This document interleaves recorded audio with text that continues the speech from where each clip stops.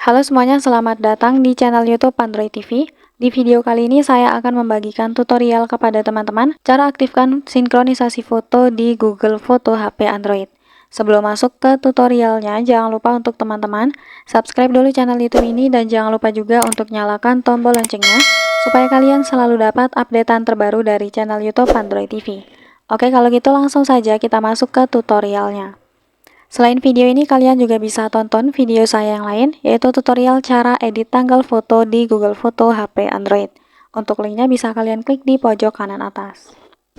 Oke teman-teman, supaya kita tidak perlu mencadangkan satu persatu ya foto di HP ke Google Foto, maka kita bisa mengaktifkan sinkronisasinya. Caranya, kita langsung saja buka Google Foto. Lalu setelah di Google Foto, kita klik profil di pojok kanan atas. Nah, setelah itu kita masuk ke setelan foto.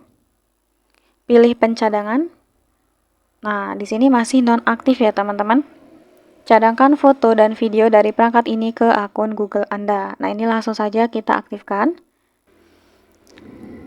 Oke, setelah kita aktifkan, maka foto yang ada di HP kita itu otomatis langsung disinkronkan ke Google Foto ini, sehingga tersimpan di sini teman-teman.